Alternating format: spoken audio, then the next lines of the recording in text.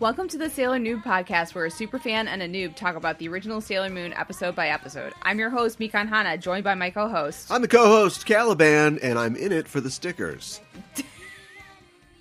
I had a feeling. The truth is out, folks. And we're a couple of magical people ready to moon prison power make up this episode. Sailor Noob is brought to you by Lovely Punch! Do you know vampires only like girls? Is that right? Well, I'm not going to do like all of what we do in the shadows material for them, but you know, it's just we were asking previous weeks like why the monsters only want the energy of girls. Yes. What makes it so succulent, so delectable, so creepy, and I don't know. Maybe it's just because they're based on the idea of vampires or like a monster, taking your vitality or something. And clearly, youth and beauty is the most important vitality. It's not called Moon Prism Power Briefcase; it's Moon Prism Power Makeup. Well, and then if you look at nursery rhymes or whatever, what they say little girls are made out of like sugar and spice and everything nice, and little boys that doesn't taste as good as Snips and Snails and Puppy Dogs' tails. Come on. Yeah. So I think we solved that mystery. Yeah. No need for a Natsukashi Amoide on that one. Oh, well, I'll just cross that off right here. Today we were talking about episode number 50, Usagi no Kiki, Tiara Sado Seizu in Japanese, Usagi's Crisis, The Tiara Stops Working, the English translation, and the English title, VR Madness. Like the VR Warriors. Remember the VR Warriors? No. If you could see my face right now, was it like 91? My eyes are just blank. No, it was right over my head. That. But it had to be like 92, 93 is like when Power Rangers made its debut. In America, right? Something like that. And then right around the same time, Saban immediately doubled down, and they had a show called the VR Troopers. Okay. And it was, the same show. It was some other show in Japan, and they just took the Sentai stuff and then just cut it together with three white teenagers, who were like, we're going to use they had a computer Zordon. It wasn't Zordon, he was the Computer 5 or something like that. Yeah. And they were just fighting like robots instead of like weird gooey monsters. Yeah. And okay. It lasted for like 2 seasons. That was not the hotness. I think they actually launched, I think Bulk and Skull showed up in like the first episode just to like connect everything together. Okay, yeah, sure. And then that didn't really continue for very long. Kids do not care about VR. No. They want Rita forgiven. Repulsa and the whole gang. I mean, I get it. I do. Were you into Power Rangers? I for whatever reason, I never really got into Power Rangers. Not really. No, I felt like I had kids in my class that were like super into it. Yeah. And I think I mentioned before that I have a sister who was really into it, but like I felt like it was like, for whatever reason, I felt like I was too old for it, or it just wasn't the right time or something. It just wasn't. I mean, we're talking about. I love Sailor Moon. This whole podcast is a lie. But yeah, just I mean, like I got the appeal, but it's just it's for kids. That's kind of how I felt. Yeah, I was too old by the time that it really hit. Although I know adult men who still are like, no, think about Tommy. He's the White Ranger. He's the Green Ranger. He plays flute. Like, all right. I mean, I guess I'm like that about stuff I probably shouldn't be. But well, yeah. Would you like to give us a synopsis of the show? It'll be a brief synopsis as long as that's okay. Yes. Because not a lot actually happens in this episode. Doesn't mean it's bad. It starts at the Tsukino household with Mom dragging Usagi out of bed. Wow, we haven't seen Mom in a while. Yeah. And it is like Saturday, Sunday? It's whatever their day off is. Sunday, I think, usually. If they're going to school on Saturday or whatever. And so Mom wants Usagi out of bed. Of course, this is like her one day. She doesn't want to get out of bed. But she gets out of bed. Mm-hmm. That's it. That's the teaser. Yep. After all these compliments about them using the teasers, it's like, get out of bed. No. Burr, burr, burr, burr. It's like, wow, all right. Over at the Makai tree in the space room at Juban Odyssey, or the Doom Tree, Yes. Bangarang, Anne is concerned. It looks like the tree isn't doing well, which is weird because last episode they really juiced it up. So how much energy do these guys need? They're just going. They're like, unclear. well, they're teenagers. Maybe they're just going through it like crazy. Energy, empty boxes all over the place. They never clean up. Ale says if the tree dies, so do we. So stakes reestablished. Right. Outside of the space room, Ale is sitting in a chair, like with one leg up, and he's perusing a document like he's a businessman or something. And he smacks it down on the table. I think we've got it. And the paper is an ad for a new virtual reality theater that's opening in the Juban shopping district. Ale thinks it'd be a great place for their cardigan to collect energy. Yes. Because it's festive. A lot of people. And unique. I don't know. I mean, like, is the plan to, like, as we'll see, this is not the plan, but the plan was to have the monster blend in with fake monsters and every once in a while take a little bit of energy and keep a racket going. Great idea. See, that's too not smart. what happens. No. That's not what happens. No, you're thinking too hard on that one. Yeah, they're not thinking about this all that much. Do you think that, like, Ale was, like, looking at, like, TV and, like, so he's like, oh, this is how humans sit, so I will sit like this, or something like that. I saw this show called Mad Men. You're right. And I thought it was a way to get energy, but it turns out this guy's he's a bad guy.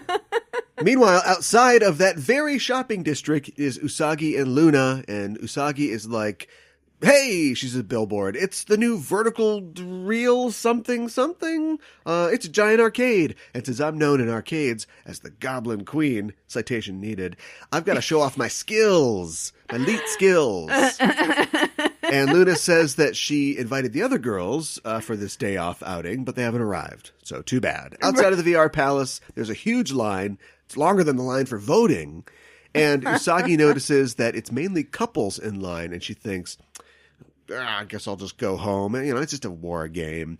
But Luna says, no, you should stick around and play the game because you can practice. You can hone your skills as a warrior. Right. All that shooting and rolling that you do as Sailor Moon. Usagi says, if I was with Mamoru, it'd be way more fun. Hey, Luna, you know how to restore Mamoru's memory, right? What about this and this? And all through this, she like grabs Luna by her little kitty arms and she's like shaking her around like a rag doll. I know. It's animal abuse. I know. I mean, it's a sentient animal with like moon powers, but still. But still animal abuse. Yeah, it eats colored food. It likes fish bones or whatever. And pretends to mew when people are around who don't pretend it know can't that speak she can't English. talk. Yeah. Well, just then, guess who but Mamoru appears and says, hey, just because you don't have a date, don't take it out on your cat. Solid burn. Usagi's like, I do too have a date. Citation needed. But she sees that Mamoru is going to the back of the line by himself, and she thinks, oh, he's alone too. This is my chance. And Luna thinks, why can't she be this tenacious when she's fighting bad guys? Right. At the doors of the VR Palace, an attendant is telling Ale, in his human form, that he has to wait in line like everybody else. But Ale gives him the eye beams. He goes, meow, like shoots beams into the guy's eyes. The guy's totally dazed. Kind of vampire-y. Kind of, yeah. Just a few feet away, Anne is slapping a dude who I guess got fresh with her or something, or maybe he was coming on too strong, saying, I'll never date somebody like you. And this guy is like, I don't know yet the differences between the school uniforms, but this is like maybe like a high school guy. I think so, yeah. Because he's got that like jacket with the collarless jacket, that buttons up, and the blue pants or whatever. Anyway, neither here nor there. It's like a character from Japanese fighting game where they're all teenagers. Rival schools. That's the one I'm thinking of. Yeah.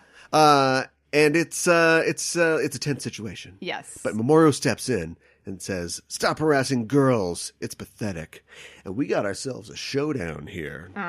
The fresh dude strides up to Mamoru and he just walks away. So we don't got us a showdown here. No, we get an Akame as he's like running away. Like he's like sticks his finger out, sticks his tongue out. Yeah, this skinny guy in a turtleneck. No, don't mess with him. And Anne is like, oh, thank you for saving me. Let's spend the day together. But Usagi's like, no, he's with me. And Ale arrives and is like, oh, Usagi. We got ourselves a love square here. Yeah. The four of them all go inside. It's like a double date, and the dazed guard lets them in as VIPs. I know. Because of the little whammy that he put on him. Uh-huh. Just when the other girls are arriving, and they meet with Luna, who I guess is just a cat by herself when Usagi's not around. Yeah, fair. Yep. Anyway, inside, I guess the VR attraction is like a ride. Like, they're sitting in pods. Yeah. And they're shooting at, like, holograms that are, well, like on a screen, but I guess they're holograms, but like, monsters and stuff like that. Yeah. And Usagi, An, and Mamoru are in one pod, and Ale is in another one by himself. And in front of them, we see Mr. Tsukino and Shingo, who are also here. Usagi is mad at them for coming here without her, forgetting that she overslept, and she gets in a fight with Shingo. And while they're tussling, she falls back and lands in Ale's arms.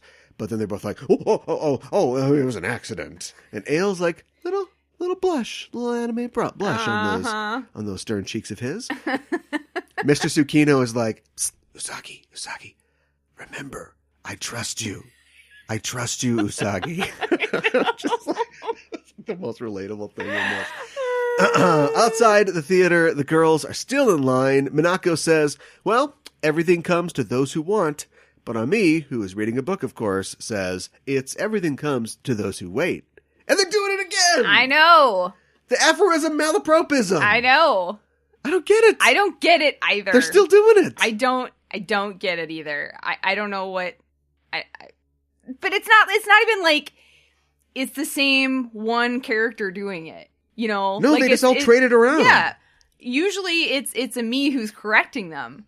But it's they must like, love maybe it's like some I don't know. That's your, if you have like an overarching mission, all right, tell us how cotton candy works in Japan. Great. I want you to come back and tell me what this is. I will look into it, but I don't know if I'm going to find if they anything. can have a whole thing where there's like it's a talent show episode, and there's two girls that are like doing the Shinbun comedy accent or whatever. The Kansai Ben. Kansai Ben, yeah. Yeah, the Osaka Ben. If they can go Ben, that deep, this must be something. Mm-hmm. So get to work on that. Okay. All right, so there's another part of the VR attraction, I guess, where they get out of the pods, and they're actually like doing, it's like laser tag. Mm-hmm. At the mall, they put on a vest to get a gun. And Shingo's digging it. He calls himself the schoolboy superhero. Sneakers Shingo. Yeah. Reach for the stars, kid. And he says, in the name of the moon, I'll punish you. Why does he know that phrase? I don't know. I don't know if it's one of those weird things, like, does he just like, I'm just making this up. Oh, kids, they'll repeat whatever they hear. Yeah, right? He hasn't run into the Sailor Scouts in R yet. No, not that we've seen. No, he's barely been around. No. Maybe Usagi's talking in his sleep. I don't think we've seen him in R yet. Yeah, right. Or something. That could be. Maybe he's reading her journal. But if he's reading her journal, he's reading a lot. It's a little odd. Yes. The field, don't tell me that Luna's going to like mind meld him and then he's like actually a superhero. Starboy! Sneakers Shingo, the Starboy. Starboy. We'll see. He's a star man. No, he's a star boy. The field of play is frankly terrifying. It's all aliens, and it's like they're clearly drawing like Aliens, the movie reference here. Like the walls are all gooey, and there's like alien beings and stuff like that. It's kind of cave-like. Yeah. But Shingo and Dad are digging it. They're having fun. And also having fun is An, who is shooting at the targets. When are they going to spring their plan again, these bad guys? They're just having a good time. Yeah, it's like they forgot about their plan or something. We get this chicken teen beat. We don't got anything to worry about. I know, right? Like, they're so easily distracted. And Ale and Mamoru see each other across the field, and they stare each other down. Yeah. We got ourselves a showdown here. Virtual monsters appear all around them, and they take them all down. And one of them is Boxy. I know! What? I know! So Shingo, wait a minute. Shingo knows the phrase, and then the Boxy is, some designer's like, yeah, a lion with a headgear on. That makes sense. Paints that. What's going on? I think it's probably just like one of the animators' like favorite like Yoma. So they're like, let's throw that in there. But I'm almost kind of like, headcanon's more fun than that. I almost kind of think if you do Boxy, like, You should put some other Yoma in there too. You know, why aren't there other Yoma? I looked, but I didn't recognize anybody. There's nobody else. I wanted to see the London Yoma. It's just got a knife. It's like, I'll stab you. But like maybe everybody's got, because the sailors have their memories still. They're just sort of repressed. Maybe everybody in town has memories of the events that happened. They've just all been roofied. Oh, so are you saying that maybe one of the designers who made the VR game saw Boxy but doesn't remember it and was like, I gotta come up with a monster. Okay. Yeah, it doesn't really work because nobody was in the graveyard with them that we know, but besides maybe the priest got fired after that weird thing where he was attacked and some children were there in a graveyard, and so he got fired, and now he's a scenic artist on a VR game. I mean, that's weird. Whoa. That's some weird headcanon. Well, we'll see. And the other monsters are like Godzilla and like a monstrous looking Ultraman. So yeah, you could have just made a Mother Yoma, but that'd be even more confusing.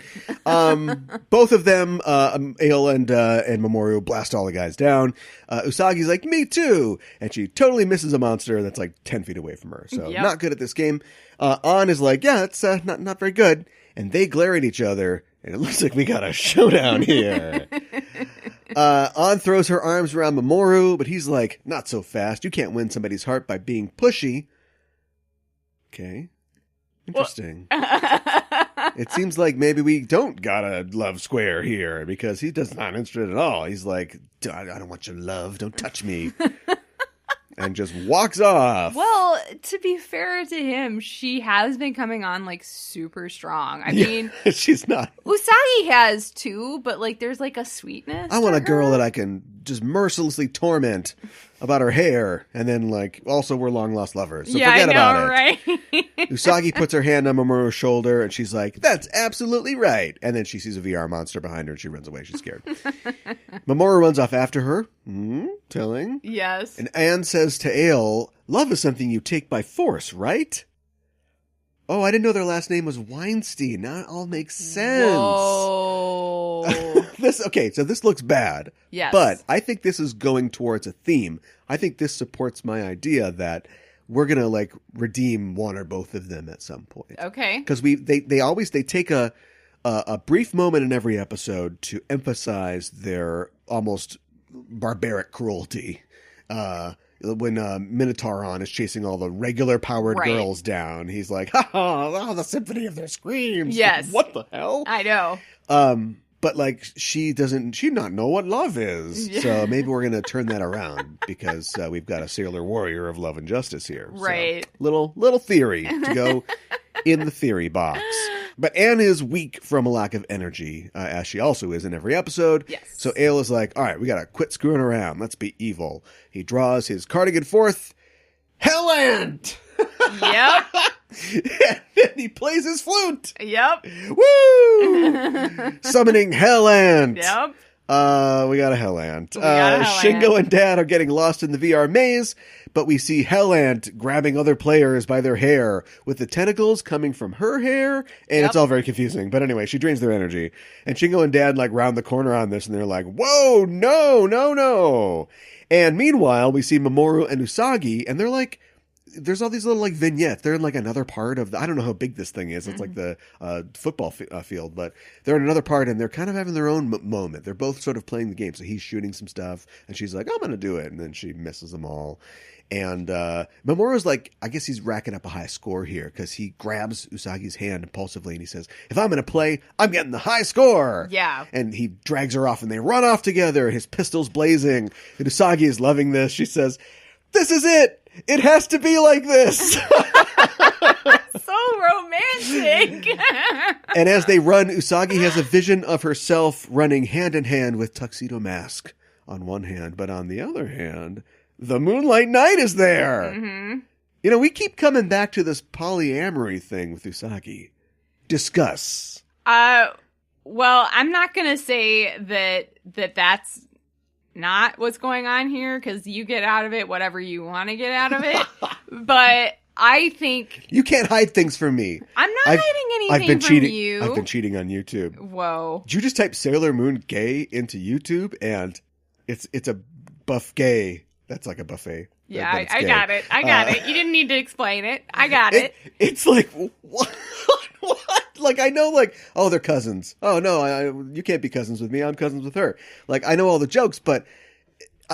and everything that Deke tried to do to, like, okay, let's calm it down, let's straighten out everybody, it makes it so much worse. Well, I think... And I don't know, and the actors must be... We're jumping ahead. This is episode 82 now. Just imagine that we're coming to you from the future through a time warp. The actors must be in on it, and the writers must be in on it, because everything they do is like it gets gayer and gayer. Oh, you're saying in the English dub? Yeah. Huh. When we get to Sailor Moon S or whatever, it's just like it's super gay. I mean, it's awesome. I'm excited about it. Right. But like, you can't now say to me like, oh no, like she just, she likes, she likes them both, and she wants to have like a crush on this one and a crush on this one. But it's like, no, everything's game on in this show. Eventually. I just see it as she's a young girl who has two crushes and she doesn't want to choose. All the girls see Haruka and they're like, oh, something's going on. I don't know what's happening here. Well, that is true. Oh, sweet mystery of life, at last I found you. Yeah, but I think that's more clear than what you're... I mean, I don't know. Prove me wrong. I don't know. Welcome to the gay room, Sailor Scouts. Yeah, I know. All right, we'll close. That's not canon. Push the lid of the chest down. All right. We put the lid back on the gay chest. But all I'm saying is she was totally happy to marry Motoki and and Mamoru. Oh, yeah. At the same time. For sure. Yes, I know. This is not the first time that we've seen this with her. Not right. at all. Well, Usagi and I guess, snap out of it as Shingo tugs at her arm, telling her that Papa's in trouble down by the well. Mamoru runs off. They say Papa in Japanese, right? I clearly heard in the Japanese dialogue something that was sort of like Papa or something like that. It's like Papazan. I know Papazan's like a chair with like a pad in the middle of it, but I'm pretty sure that like I've heard Papazan before. Sure. Mama Sans and the Papa Sans. Sure, right. This is all real. Anyway, Mamoru runs off with Shingo to save Dad, and Usagi follows after. Outside the VR theater. Oh, the girls are just now. They're 3 people away, just 3 people away from getting into the VR theater. This is dumb, because if they heard a scream, like, they would just run in. Yeah, well, totally. And Mako would just throw the attendant to the moon or something like that, and they just go inside. But it's just a way. It's too loud. It's just a way to keep the other scouts like out of the story. Yeah. So it's kind of dumb. Back inside, Hell Anto is closing in on Mr. Tsukino. He levels his light gun at the Yoma, but come on, Dad. Come on. This is a real monster. Has no effect. Hell Ant reaches for Dad, but Mamoru throws his backpack at Hell Ant, distracting her. She turns on Mamoru and Shingo, but Dad pulls out a fire extinguisher and blasts Hell Ant. But all it accomplishes is just making it look like cool when she grabs Shingo and Mamoru and Dad with their tentacles. It's like, oh, atmosphere, thanks. We hear Moon Prism power makeup, and Sailor Moon transforms from Usagi. Hell Ant tosses the boys away, and Anne tells her to go easy on Mamoru as he stands to fight back, maybe showing a little like, hey, don't rough him up too much. Mm-hmm. Not in the face. Right. Sailor Moon says, you've hurt everyone I care about. Even if you apologize, I can't forgive you. And Anne says, crush her, Hell Ant. That's great dialogue. Usagi draws her moon tiara and throws it at the Yoma, but in mid-flight, it falls to the ground. I know. Lifeless. Mm-hmm. Mamoru's like, all right, whoever you are, if you're going to fight, let's actually fight these guys. Don't throw crap at them. Hell Ant whips her tentacles around and drives her tentacles into the ground, just missing Mamoru and Sailor Moon. Just then, a white rose sinks into the ground and the Moonlight Knight appears! What's going on? I know! What? It's the gusty white wind that paints the darkness! The Moonlight Knight. And Usagi is like, yeah! What? Wait, what?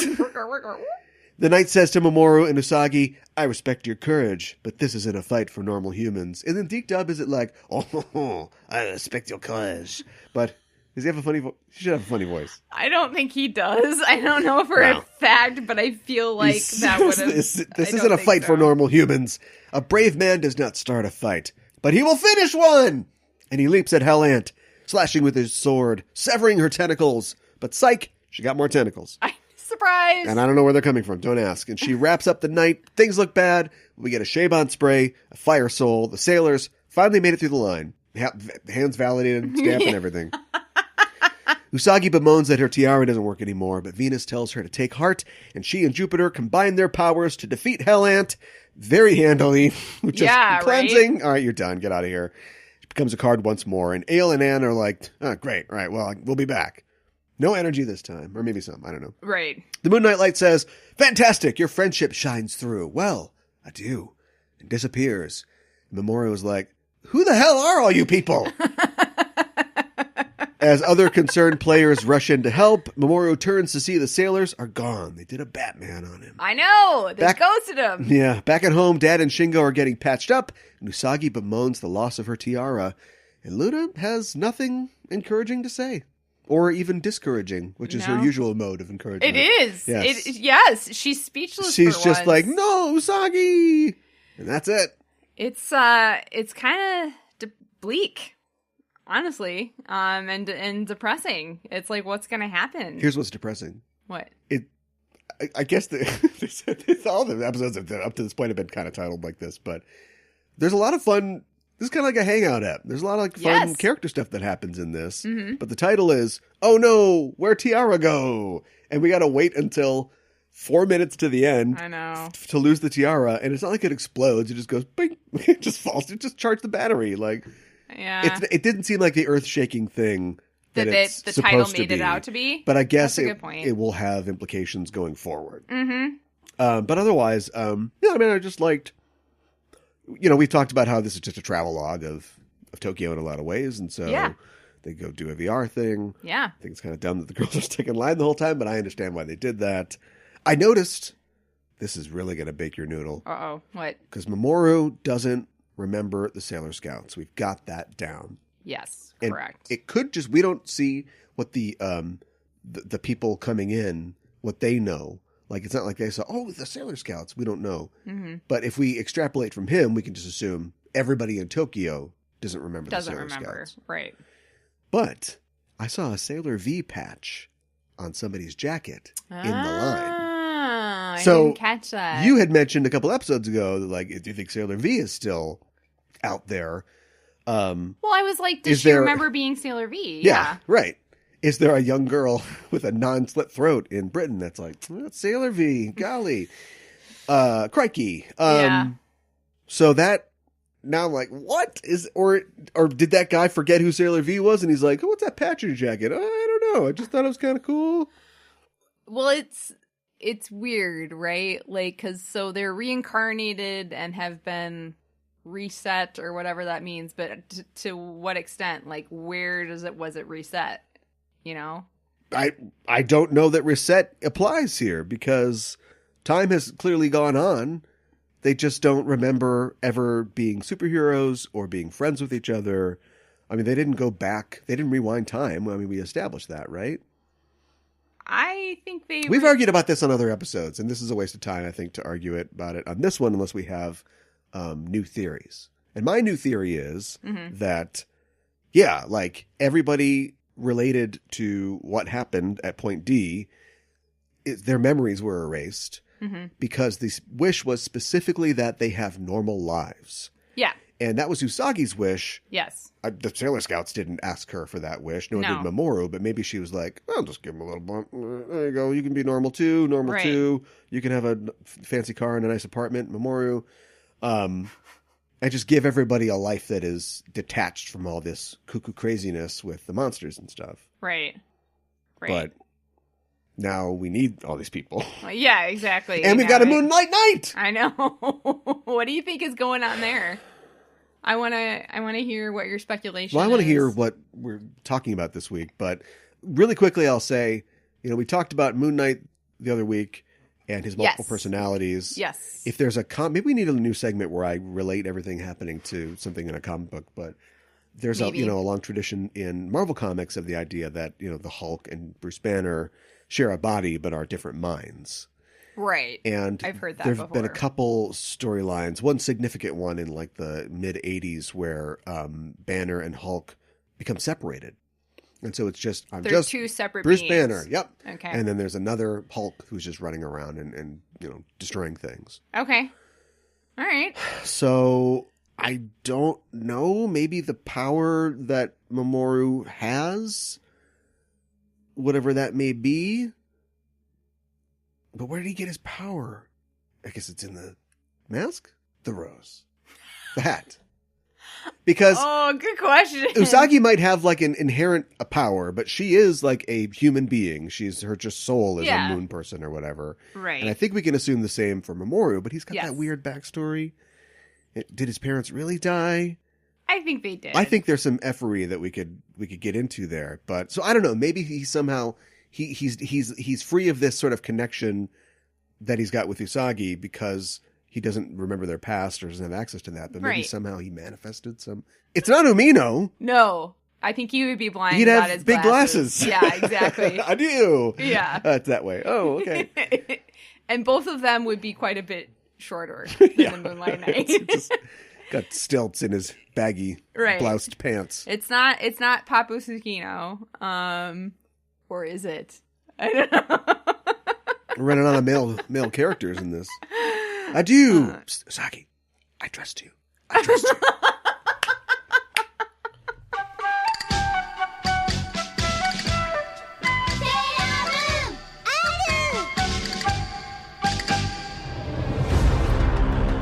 So Caliban, you finally show your face.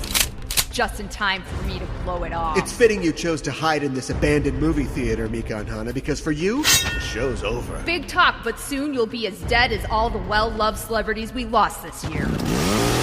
When I'm done, they'll be cleaning you off the walls like COVID-19. Wait, where's your face mask? I thought we were going to fight outside. Oh, come on! I mean, if the murder hornets aren't out there still. Take this. If you want to watch HBO Max on my phone. I'll start cooking some beans in this old boot. Just Enough Trope. News, reviews, and apocalyptic views every Monday on the Just Enough Trope Network. Won't the 5G kill us? Shh.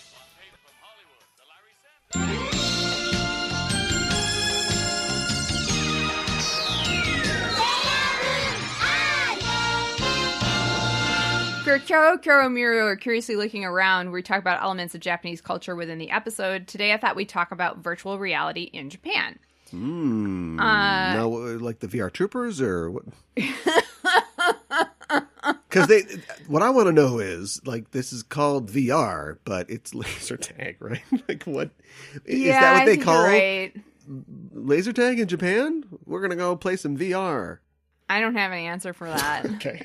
I gotta be honest. Well, with whatever form this takes, I'm ready. Okay. All right. So, I'm going to talk about a couple of early on VR pioneers.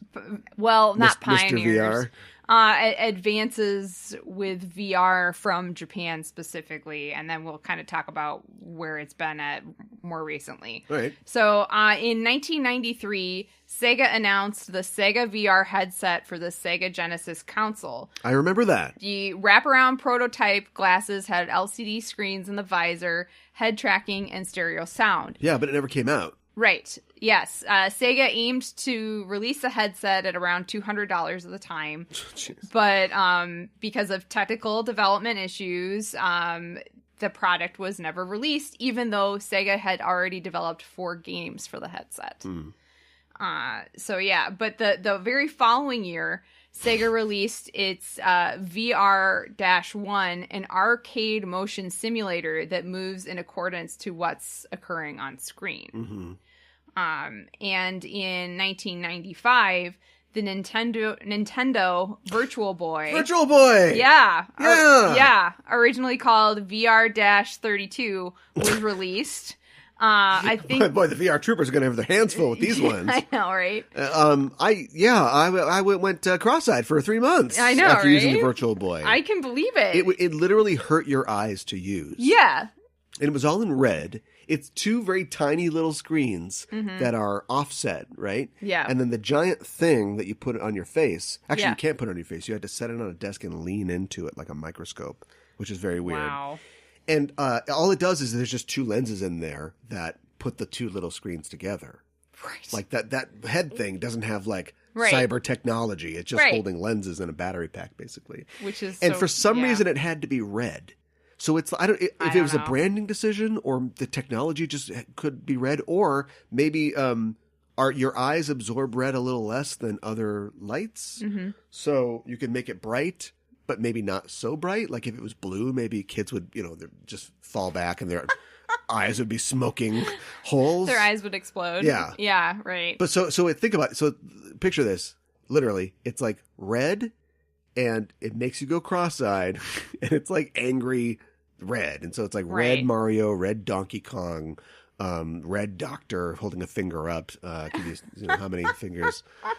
Yeah, like Not a great piece of technology. no, yeah. So, like you were saying, it's a 3D gaming console, and it was publicized as the first transportable console that could show true 3D graphics. Not really transportable. Right. I mean, you have to have a table, I guess. Yeah, right. It doesn't sound very transportable to me. I think in a lot of ways it set VR back. Well, yeah, it was a commercial failure. Well, yeah, I mean, Sega couldn't get theirs off the ground, Yeah. and then the Virtual Boy, people were like, "This is VR. I don't want this," and so Yeah, incredibly uncomfortable to use. yeah. So I think, I mean, like one of the reasons we're only just now getting good VR is probably the Virtual Boy, you little bastard.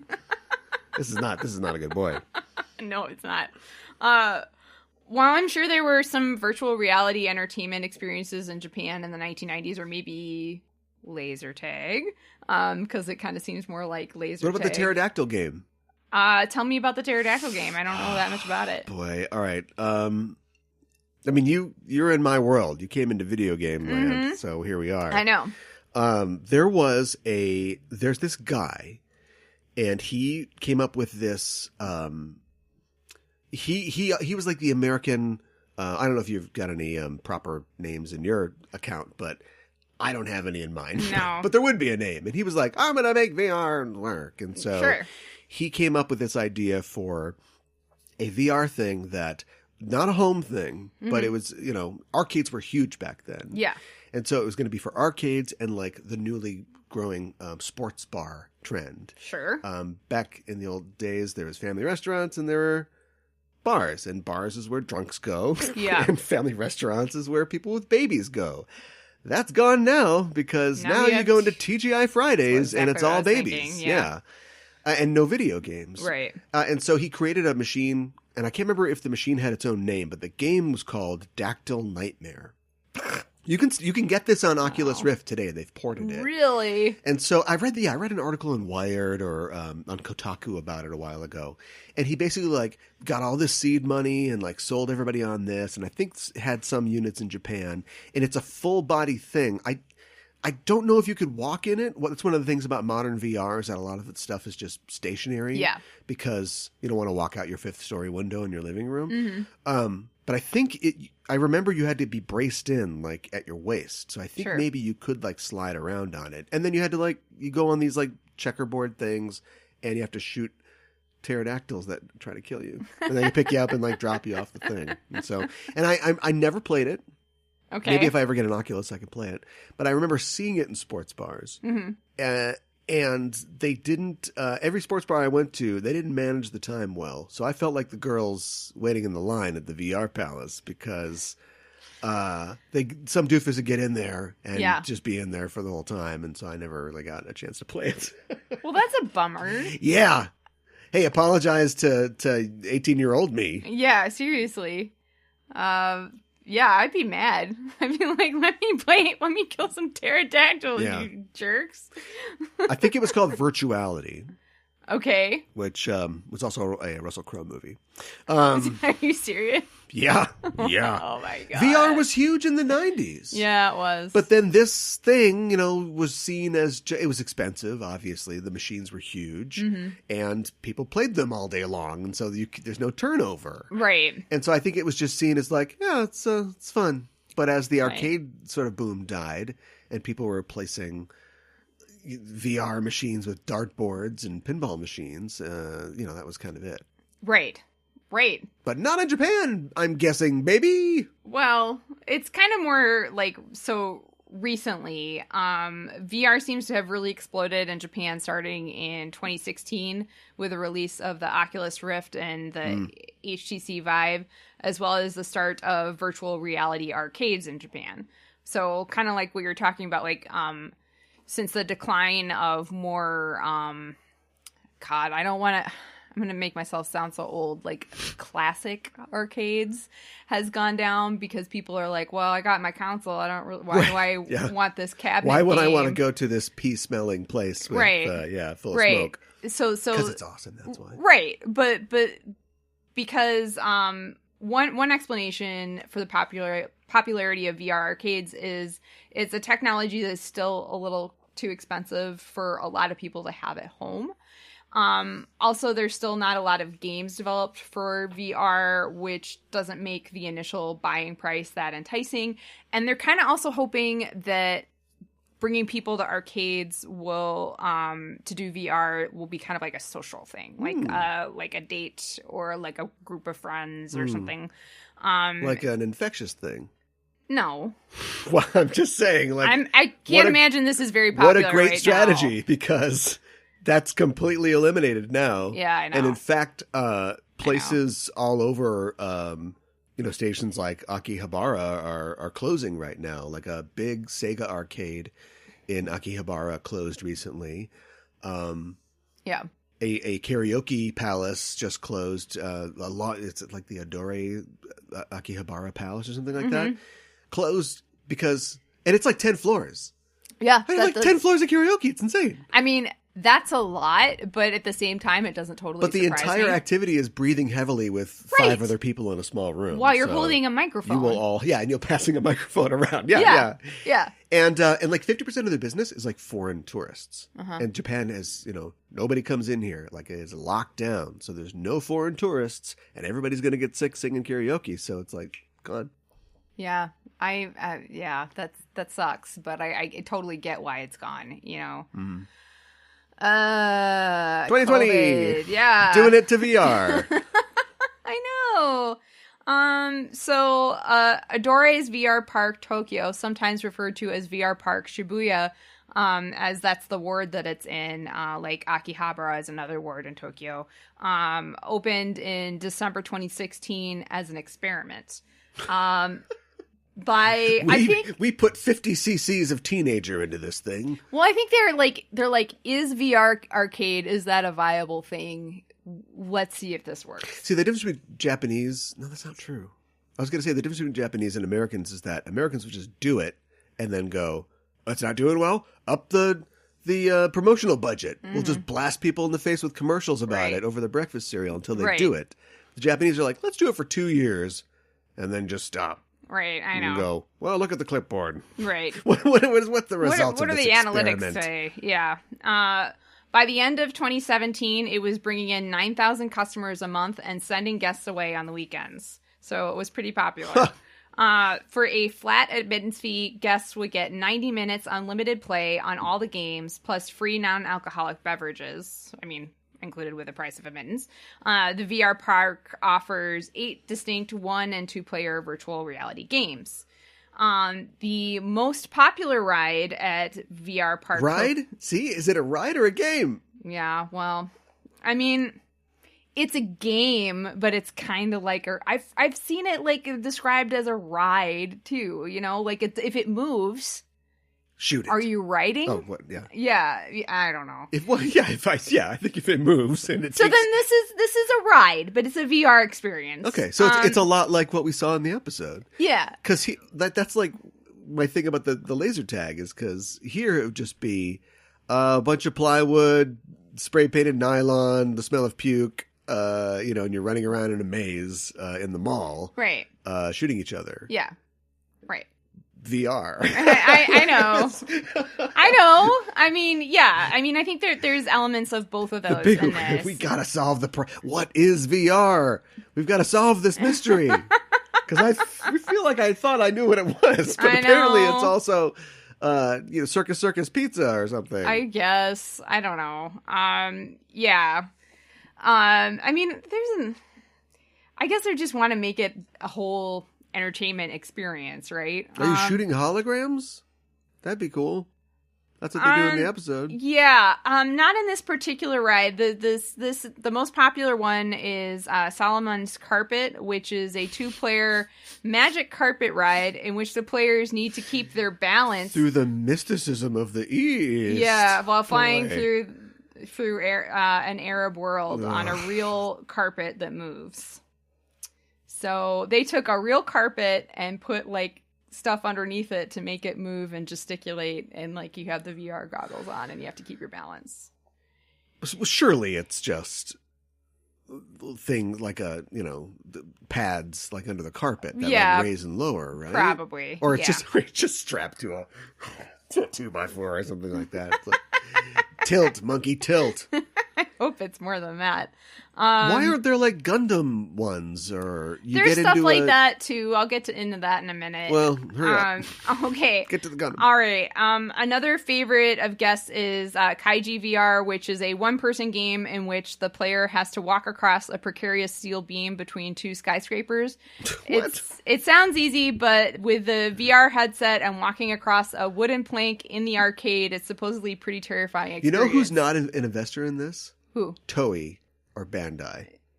This would all be branded stuff. Forget walking on a plank on the skyscraper. You could be knocking the skyscraper over. Guess what? You're Godzilla. Yeah.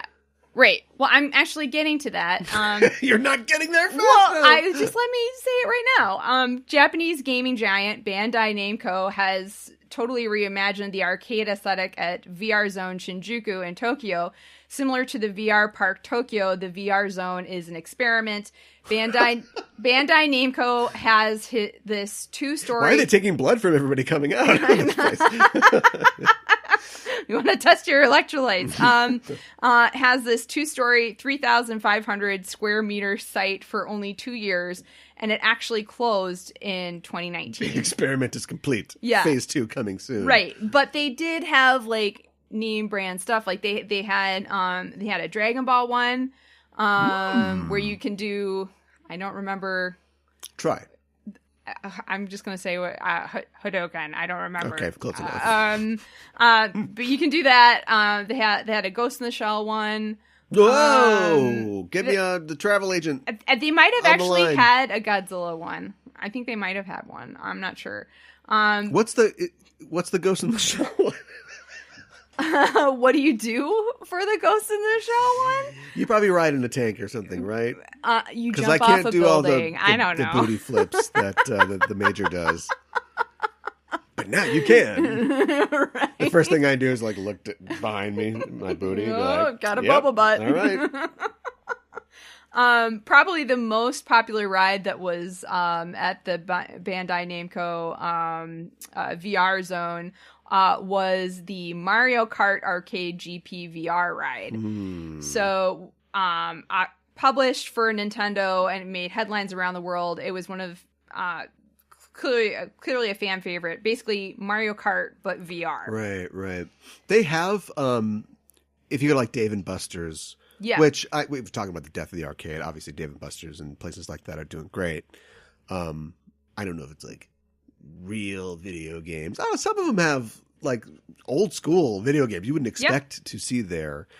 I have a Dave & Buster's story that I'll try to do the short version of it a little bit. Sure. But I've seen racing games that are like have multi, they're like a Formula One game where you can get into a little Formula One car and there's like 8 of them. You all race against each other, but it's that, but it's VR, I guess. So you're seeing your thing through your eyes.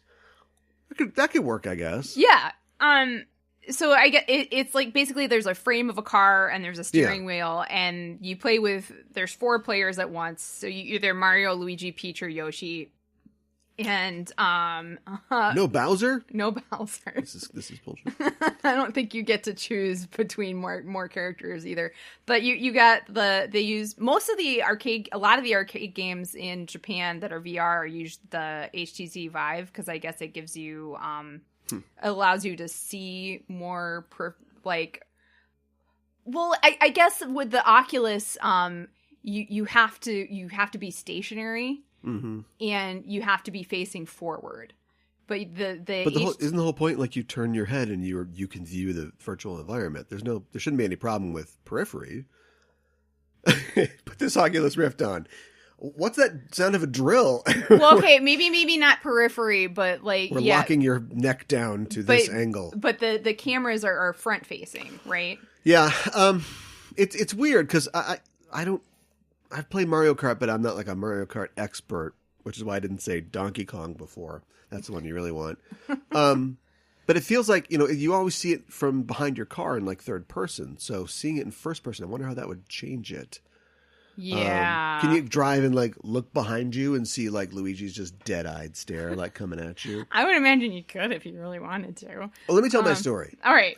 So I went to a Dave & Buster's, and this is after the Virtual Boy, the Sega VR, Dactyl Nightmare. Right. My whole life I've been let down by VR. I can't afford an HTC Vive or Vive or however you pronounce it, good point. which is the really expensive one. Yeah. Is that the Steam one or I can't, it doesn't matter. I can't afford any of that. So like I'm out of VR, but I was assigned a story when I was a journalist to write a review of the new VR ride at Dave & Buster's, which was Star Trek Dark Remnant. Mm-hmm. And I got picked because I was, the Star Trek guy. Yeah. And kind of the entertainment attractions guy. And so I was like, all right, it's like $8 to play. That's great. And you sit down in this sled that's fully mobile, right? It's the kind of thing where they're like, watch your feet, see what's going to happen. And then you have two handguns or whatever. You put the helmet on. Yes. And it starts up. And oh, Nelly. Oh, boy. This boy is born again, I tell you. It was really great. Yeah. There's a difference between you looking at a screen. I've been looking at a screen my entire life, a square, when I play video games. Yeah. Now the screen is inside your brain, like it's everywhere. You can even look behind you, and there are people behind you that have no bearing on the game. They're just there to make you go, wow, there's people behind me, and it works. Right. And so this is like a Star Trek themed thing, and you fly around and you use your guns, your triggers to do stuff, and they blow air in your face. Which doesn't make any sense. Yeah, well. Because you're in a climate-controlled spaceship. But, maybe they do that on the bridge just to, like, wake everybody up. But, it's a visceral kind of thing. And it was exciting. And I only had to play it a couple times to get, enough for the story. But then I went back and did it again. And then I think I dragged you to it. Because it's fun. And, it was fun. A friend of mine lives in town. I was like, let's go over to that Dave & Buster's. Let's go check that out. So, I kept making all my friends play it. But yeah. I got a good idea. If the carpet ride is like that, I see what's going on. Have any people like Star Trek? Come on. I know, right? Another VR experience is at Tokyo Joypolis in Odaiba, and it's known as Zero Latency VR. Zero Latency is an Australian company, but I'm mentioning this particular experience because I think it's the most similar to what we see in the episode. Okay. It's an indoor amusement park. You can play with up to 6 people, and everyone moves around a 280 square meter or about 3,014 square feet space, wearing VR goggles, headphones, a backpack, and utilizing a gun to shoot the bad guys. Okay, yeah, that sounds like it. Yeah. So, kind of similar experience there. Of course, there are other VR type things related to Japan. There are also many 360-degree VR travel images and videos of Japan that are available to view online. I'm sure you can view them through actual VR sets too. And I think they'd actually be cooler on VR sets than on like your screen, because some of them are, they're fun, they're fine, but I think if you get to actually look around and feel like it's around you, I think it's that much cooler. I know Luigi's pretty scary as is. Yeah. But they're really high resolution. There are some that are on, like, there's one site called 360 Panorama's Japan VR Tour. There's another site called Japan Heritage Official Site. And that site actually has some VR videos that are not taken in a stationary spot. So it's like moving through VR. Yeah. So I think this it is looks where you like, hook a puke bag to the bottom of the well, headset. yes. I think it was used filming like with like a drone is what my guess is. Sure. But those are really neat. Virtual reality travel is especially advantageous to Japan's elderly population who are no longer able to travel. Kento Toshima, a therapist, traveled the globe filming 360-degree videos to show his senior patients. His goal was to help them find happiness and motivation in life using VR technology to see the world again. Toshima now works at the lab at University of Tokyo, led by lecturer and assistant professor Atsushi Hiyama, whose field focuses on gerontechnology and has been implementing information and communication technology for the elderly. So this is like travel videos, but in virtuality. Yes. This isn't like full telepresence. No, this is like... the little iPad on a drone type thing? Like, oh, I always wanted to go to Mount Fuji. No, it's not telepresence. Oh my God, I'm going downstairs. No, it's not like the spoof on like... This is like a nature documentary or something like that. Yeah. Like he will travel to a location with his 360-degree camera, put it up on a tripod, and he'll try to set it up. He's just doing this by himself? He might have like a team now. He started out doing it on himself. So he was working at you can this is a good idea. You can get a grant for this. Well, he's doing like research and stuff like that now. Okay. It's an experiment.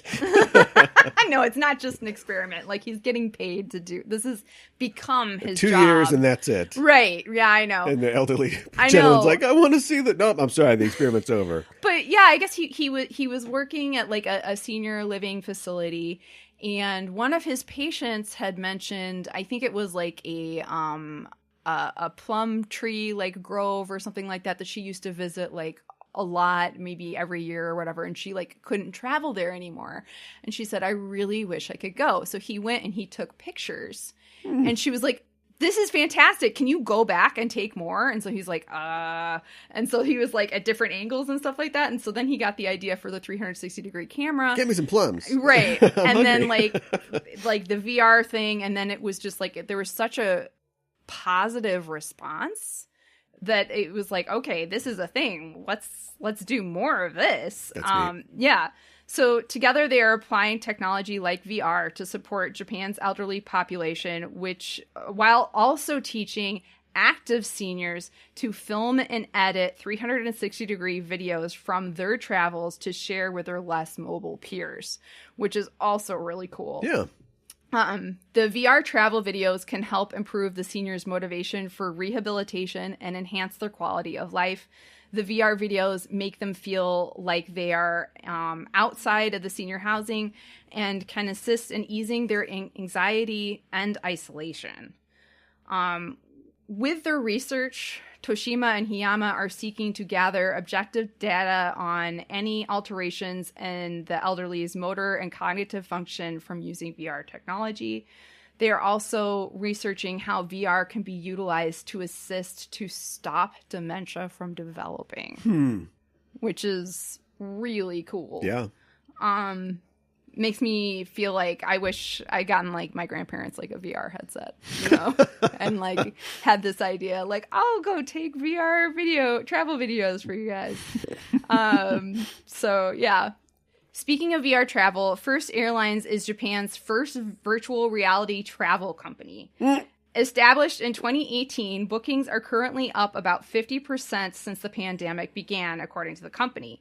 Grounded passengers sit in a first or business class seats in a fake airline cabin where they are served in-flight drinks and food with flat panel screens showing aircraft exterior views, including clouds moving by. VR goggles provide immersive tours at destinations including Paris, Rome, Hawaii, and New York. There are also destinations throughout Japan. The travelers are even given a pre-flight safety demonstration with an oxygen mask and flight vest. So, New article. Has VR gone too far? You decide. They'll lose your luggage virtually. But it's really lost, though. No, I'm not kidding. It's really gone. They get rid of it. I know. So, there you go. Well, we went way beyond laser tag. Yeah, exactly. Itadakimasu with Usagi. What did Usagi eat in this episode? No food yet again. I did, however, look ahead to next week's episode. Oh, spoilers. So spoilers, we will have something to talk about next week. That's good. Yes. So we won't need to cancel that. Villain gauge, we rate a baddie 1 to 5 dark stars, 5 being the most wicked. The Cardian for this episode is Hell Ant. So Hell Ants were an actual prehistoric species of ants that lived during the Cretaceous period, which was about 99 million years ago. Like a cousin of murder hornets or something like that? Yes. Kind of sounds corner, like it with the name, right? Hell ants. I know. In this corner, murder hornet. Right? Yeah, exactly. The fossils of this species were discovered around 100 years ago. Hell ant fossils are typically encased in amber. So that's like kind of how they've been able to study them. Yeah, I mean, they're just chitin. Like, there's nothing left if they're gone. So. Exactly. Hell ants had large walrus-like mandibles and a horn on their head. They most likely used these mandibles and horns to catch and eat their prey, and their jaws moved up and down vertically. Whoa! Yeah. There were different varieties of hell ants with different variations on mandibles and horns. There's even like one horn that kind of looks like a spoon. So, just saying. Spoon. There is actually a really amazing fossil that was getting a lot of press earlier this year of a hell ant encased in amber eating a prehistoric relation to the cockroach. So it's like in mid-eating and got encased in amber. I think that's pretty neat. Yeah. But here's the real question. Yeah. What mythological creature is it? What Oh, I didn't even think about that. What tarot card is it? Well, that's what I was going to get to. What tarot card? Yeah. I don't really have much of anything. I was like, a moon, because there's a crescent moon on the card. I mean, here are other options, right? The Fool, the Magician. Just gonna knock them out. I don't know. I mean, tentacle head. Yeah, right. Maybe it doesn't map one to one. Maybe it doesn't map one to one. I guess we'll know. At the end of the season, we can come back to do this. a special on this. All right. But yeah, it doesn't seem to be anything. But, that's a reach into the grab bag. Hell ant. That's a good one. I know, right? For Cards Against Humanity. Oh my gosh. Wow. Yeah, because they're going to steal our energy. Yes. I like it. For her character design, actually, I think she's kind of the coolest character or Cardian we've seen yet, in a lot of ways. She has light greenish skin, pointy ears, red eyes, brown hair that is formed into 3 different pointy peaks on the top of her head, each of which has a single tentacle coming out of it. She has 4 other tentacles that seem to come out of her back somewhere. Yeah, let's say back. She has a dark, light brown striped bug abdomen that looks kind of like a bee abdomen. Yeah. She has a maroon furry bikini bottom and matching maroon furry sleeves. We're seeing, again, the furry costumes that all the Cardians have. Right. And I guess Fallon was just furry, so she didn't have an outfit. We're not going back to that. Yeah, I know, right? Though the white part of her outfit, which comes from her bug abdomen to her back and drapes over her shoulders and chest, kind of just barely, and is met with a smaller white part, looks kind of like mandibles or fangs. So this could be a nod to the prehistoric hell ant. I don't know. I guess you can't scream hell ant if you just have mandibles. I know, right? She also has what looks like small bug legs that are attached to her bug abdomen and wrap around her stomach, which is kind of weird and creepy. Yeah. She also has dark and light brown long boots and wrist warmers. She has what looks like a gold tiara with a red jewel in the very episode where Sailor Moon's tiara stops working. Ooh. I see what you did there, animators. What they do. It's like she's got a tiara and then her tiara stopped working. It was like they were like trying to tell us something was up before we knew something. Well, I guess we knew because of the title of the episode, so maybe it's not really. Maybe it's more of a I'm winking with both eyes, so it's not really a wink. Some just eyes are closed. Yeah, right. She says variations on her name, including Anto, Hell Anto. Yeah. And when she did that, it reminded me of Paul Rudd and Michael Douglas slapping their knees and saying ants over and over again. So I got really excited. Where was Hell Ant when we needed to defeat Giant Barrel? Yes! She could have got right up in there. No kidding. I do actually have an appreciation for the character design, especially now that I know what a Hell Ant was and that they found a way to incorporate that into the look creatively. I also really liked her tentacles. I think I was going to give her a 2, but I think I'm going to give her a 3 because I just have been so disappointed by the previous Guardians. This one's showing a little promise, so I'm going to give her a 3. Nice. How about you? 1. 1? Fur shoulders? Oh, honey, no.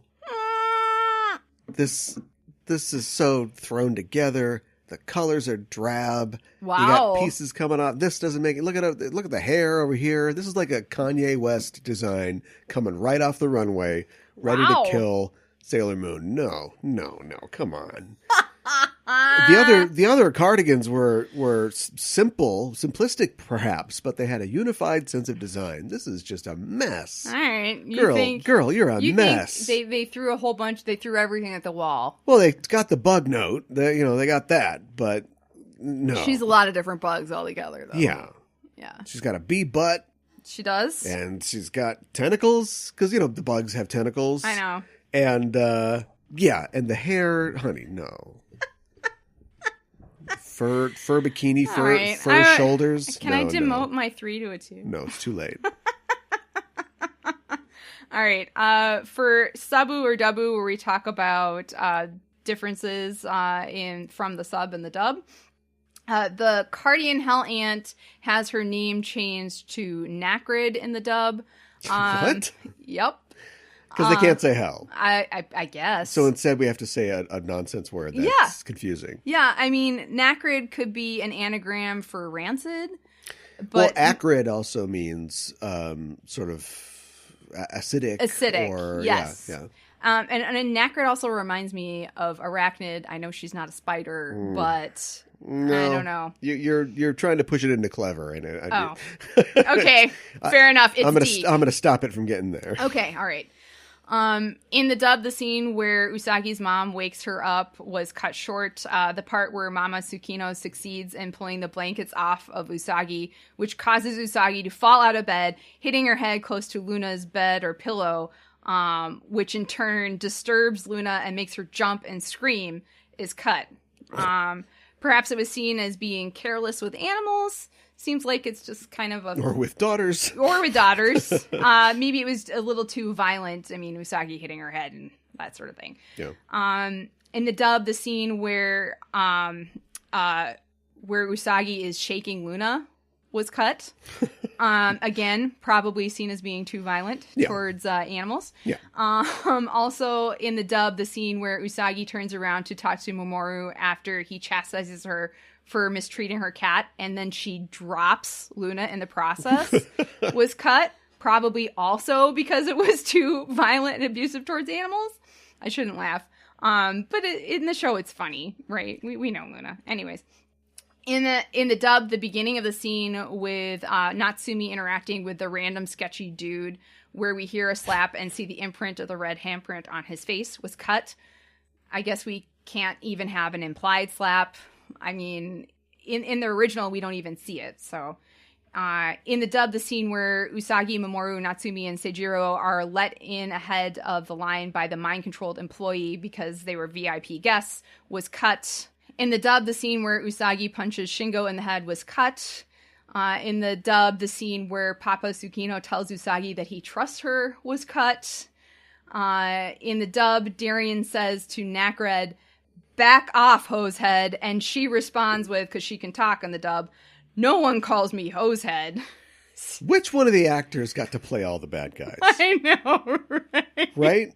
Because if you're just going to give, somebody screams hell ant 3 times, and now you're probably going to cut one of them, and you got to write 2 short lines. Yeah. You're not hiring another actor. Yeah. So the voice actor that plays Luna or something probably also is the voice of the monsters or something. Probably.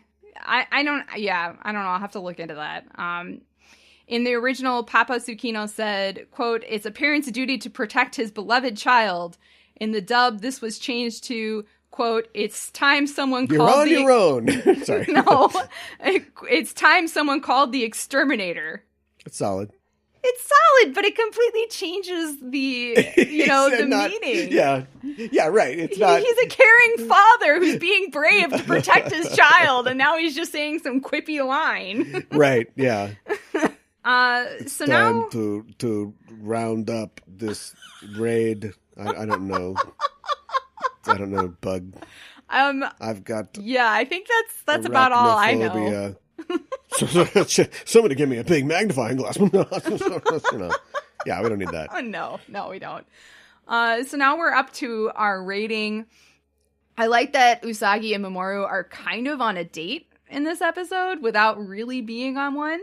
I like that we get to see more of Papa Tsukino and Shingo, that Shingo gets his own transformation sequence, and that Papa Tsukino does his level best to defend his child against the Guardian. Also, somehow, I like the mystery with the Moonlight Knight. I think that's fun. So, I'm going to give it 3 out of 5 roses. At least it's not, you've got the, oh, wow, something went wrong with the VR. That was a little too real in there. Right. You've got that excuse. This isn't like a flying snake lady attacking you like at an onsen's. Yeah, right. But yeah, I guess that makes sense. I'd go 2. 2? There's parts that I like. I've already talked about them. Yeah. But it just doesn't, it's the definition of marking time for the most part. Mm-hmm. I guess we're pushing forward the love square between the 4 kids, but otherwise, you literally keep the Sailor Senshi waiting in a line the entire episode. Like how important is any of this really? We get a little drop in from the family, and that's nice. But all those things make up the 2, and the 3 is like, come on, the missing 3 is, come on, we can do better than this. I like that it's like a hangout episode. I like that it's a date without exactly being a date. Yukio, Yamio, Nayo. Yeah. Hangout episodes can go wrong. I know. Can go very wrong. Yeah. Anyways, my English title is Virtual Date, Race for Mamoru. Charlie Brown. Okay, mine is We Are Here to Scare You. I like it. I like that you had to sing it to really sell it. It's We Are Here to Scare You. Yeah, I get it. Next episode, we are talking about episode number 51. Atarashiki Henshin, Usagi Power Apu in Japanese. A new transformation, Usagi's power-up, the English translation, and the English title, Cherry Blossom Time. Cherry Blossom Time. Yeah. Cherry Blossom Time. They were not very creative. We're so uncreative. I know. What's in it? Is it Cherry Blossom? Cherry Blossom Time. It's Suntory time. Cherry Blossom Blues. This is our 50th show. I know. Does it feel like it's been our 50th show? In some ways. In some ways. In other ways, not at all. Yeah. I feel like I know less than I ever have. Uh-oh. And that was Are you unlearning not things? the goal, but we are a quarter of the way through our mission to get through this whole thing. And, yeah, I don't know. I feel like I'm kind of getting the hang of it. Mm-hmm. But I know there's so much more coming. Yeah. And the show has morphed in a lot of ways. There's a lot of things that we don't really have to do anymore. I joke about how you can always throw a transformation in there. It's, I always want to eat up 45 seconds. Right. We got to draw all this stuff. Mm-hmm. But they haven't done that a lot.